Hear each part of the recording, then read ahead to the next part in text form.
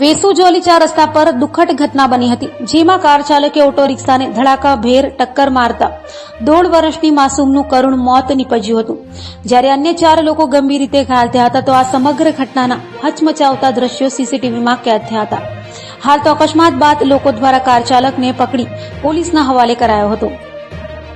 સુરતના ભટાર આઝાદનગર વિસ્તારમાં રહેતા યોગેશ નિકાળજે કલરકામ કરીને પરિવારનું ગુજરાન ચલાવે છે.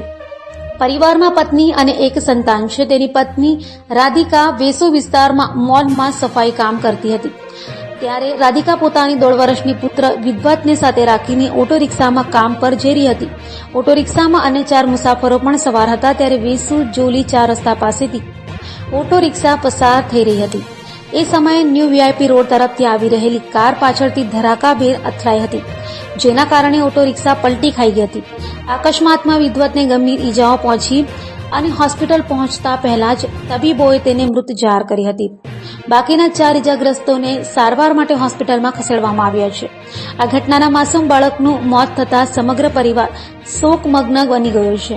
વેસુ પોલીસે અકસ્માતનું મોતનો ગુનો નોંધીને કાર્યવાહી હાથ ધરી હતી, જેમાં ઘટના સ્થળે સીસીટીવી ફૂટેજમાં સ્પષ્ટ દેખાઈ રહ્યું છે કે વેસુમાં કાર ચાલક નબીરા ઓટો રિક્ષાને પાછળથી ટક્કર મારતા રિક્ષા ચાલક સ્ટીયરિંગ પરથી કાબુ ગુમાવી દે છે અને રિક્ષા ડિવાઈડરના રેલિંગ સાથે અથડાઈ પલટી જાય છે, જેથી વેસુ પોલીસ તાત્કાલિક કામગીરી હાથ ધરી કાર ડિટેન કરી ચાલક ક્રિસ કેજરીવાલની ધરપકડ કરી હતી.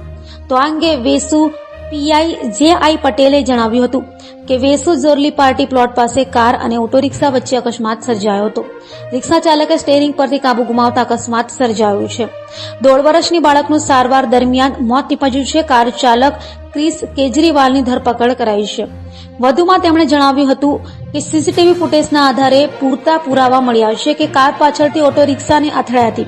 રિક્ષા ચાલક છૂટક મજૂરી માટે પેસેન્જરોને લઈ જઈ રહ્યા હતા અને કાર ચાલક વીઆર મોલ ખાતે મૂવી જોવા જઈ રહ્યો હતો. આરોપીએ હાલમાં ગ્રેજ્યુએશન પૂર્ણ કર્યું છે. તેના પિતા રો મટીરીયલની વ્યવસાય સાથે સંકળાયેલા છે.